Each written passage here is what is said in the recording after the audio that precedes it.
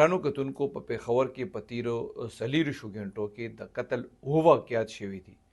د غلا او د شوکو تقریبا اوه اف ای آر درج شوي دي. واقعات به نور هم داسې شوي خو څه کې اف ای آر نه درج شوي، څه انفارمیشن به موږ ته نه راغلی.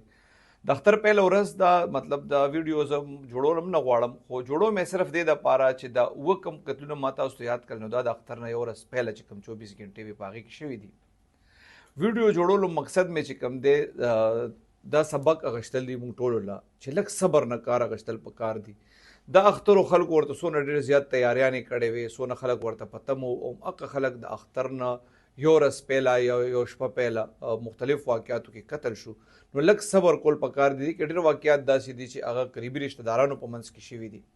نو د دې ټولو واقعاتو ډیټیل در کوم، خو لږ د صبر نه کار اخلئ، کوشش کوئ چې جنګ جګړو نه ځان هم وساتئ او خلک هم وساتئ.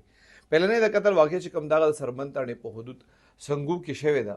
دلته سبحان الدین نومي کس دی، د اف ای آر درج کړی دی او پولیس ته یې ویلي دي چې یاره د رور دی فرمان الدین، هغه د خپل کور په چت باندې لکه د مدعي د کور په چت باندې کار کولو، سیمټ ورکول بره چت له. دې دوران کې دې دواړو وروڼو تکرار شوی دی. د فرمان او د زوی دی هغې په ډزې کړي دي د سبحان الدین په زوی روح الله باندې. دا روح الله چې کوم دی ځوان زلمی هلک و دا لګېدلی دی، مړ دی او د قتل دعوه د تره او د تره زوی خلاف شوې ده. د قتل دویم واقع چې کوم دغه د فقیر آباد تاڼې په حدود کې د 1,000 روپو په تنازع باندې شوې ده. دلته خالد ولد غلام احمد چې کوم دی دا مدینه کالونۍ کې اوسېږي، د رپورټ درج کړی دی چې دی او د رور دی محمد حسین چې 19 سال عمر دی، موږ دواړه را روانو لاره کې را باندې عبدالله او د هغه ملګري ډزې وکړې. دی کې د مدعي بچ دی خالد او محمد حسین چې کوم دی دا لګېدلی دی، دا مړ دی. ځکه چې ما تاسو وي دا ډېر ځوان زلمی کس و. د پولیس وینا دا ده د دې په منځ کې د 30,000 روپو تنازع وه. د قتل درېیمه واقع چې کوم ده هغه د مشتي ګیټ تاڼې په حدود تیرایي پایان کې شوې ده. پولیس وایي چې دې ته اطلاع میلاو شوې وه چې دغلته یو کور دی او په هغې کې لاش پروت دی. پولیس وایي کله چې دوی لاړل نو دونه پته ولګېده چې لاش د سړي دی، خو هغه دونه زیات خراب شوی و چې وایي مطلب شناخت یې نه کېدو. پولیس وایي هغه سره داسې دستاویز هم نه و. بیا دوی د کور مالک راغوښتی دی. کور مالک ورته ویلي چې دا خو ما یو کس له ورکړی او هغه بیسیکلی د افغانستان خو دلته په ډاګ کې اوسېږي. نو پولیس دغه کس ته لاش شروع کړی دی، خو دا کم کس چې مړ دی د وجه مرګ هم ځکه پته نه لګي چې د لاش بالکل خراب شوی دی او شناخت هم نه کېږي.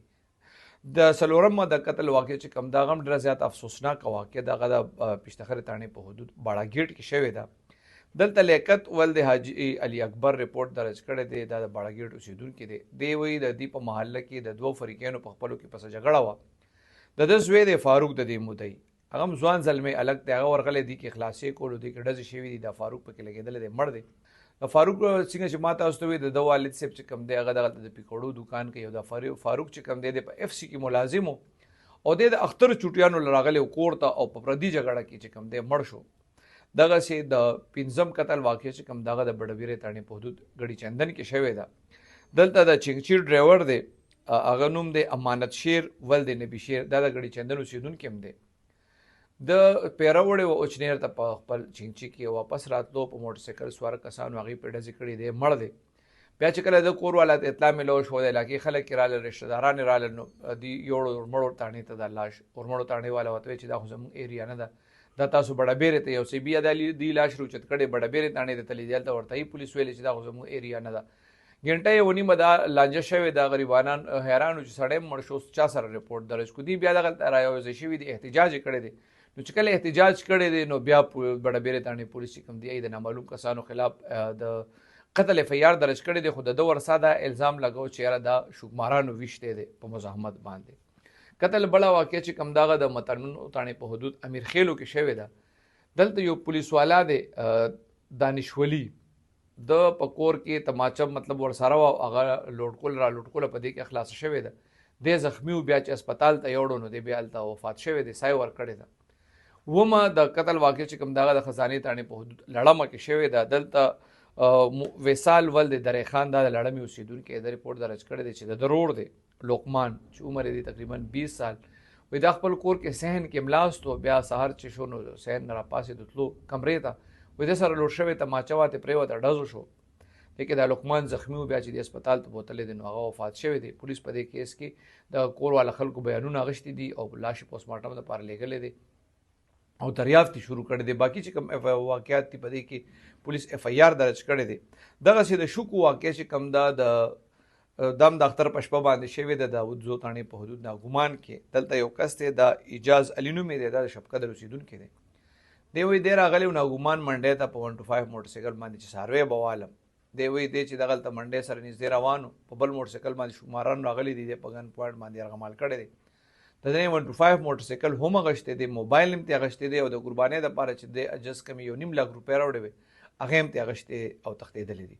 هم د داود زو تاڼې په حدود کې ناګومان کې یو کس دی د بشیر خان نومې دی. دی راغلی و د څاروی اغشتو او خپل اکسلای موټر چې کوم دی منډۍ مخې ته ودرولی و چې دی لږ ساعت پس راووتو نو د نه دا اکسلای موټر چې کوم دی دا تې نامعلوم کسانو پټ کړی و. نو دا غلا او د رهزنې دوه واقعات چې ما کوم بیان کړل دا دواړه د داود زو تاڼې په حدود کې شوي دي. دغسې د شاپور تاڼې په حدود بېنظیري ګراونډ سره مې یو د شوکې واقع شوې ده. موټرسایکل باندې رایډینګ کوي، د نوم دی هارون، دا د سکیم چوکي اوسېدونکی دی. دی وایي چوکیادګار نه 2 کسان ورسره کېناستل، 300 روپۍ باندې ورسره خبره وکړله چې دی بېنظیر ګراونډ ته راورسېدل رنګ روډ باندې. نو هلته په ګن پوینټ باندې بیا موبایل هم اغشتی دی، موټرسایکل هم ترې اغشتی دی او 400 روپۍ هم ترې اغشتې او تښتېدلي دي. بله واقع چې کوم د شوکې شوې ده هغه د بالاماڼۍ تاڼې په حدود امین کالونۍ کې شوې ده. دلته سټوډنټ دی سهیل احمد، دی وایي ما سهار واک کولو او دې دوران کې موټرسایکل باندې 2 شوکماران رالل مسلح او د ده نه موبایل اغشتی دی. د دې شوکو چې کوم د غلا او د شوکو چې کوم اف آی آرونه دي هغه هم په دې تاڼو کې شوي دي. نو د اختر برګې ورځې دي، الله نه به دا دعا غواړو چې الله دې مونږ له صبر راکړي چې دا د قتل مقاتلې کوم واقعات دي چې دا کم شي او د شوکو واقعات کې د الله پولیس ته توفیق ورکړي چې هغې اف آی آر هم درج کړي او هغې دا شوکماران ونیسي، ځکه چې د اختر په دې ورځو کې ډېر بې انتها د شوکې واقعات شو.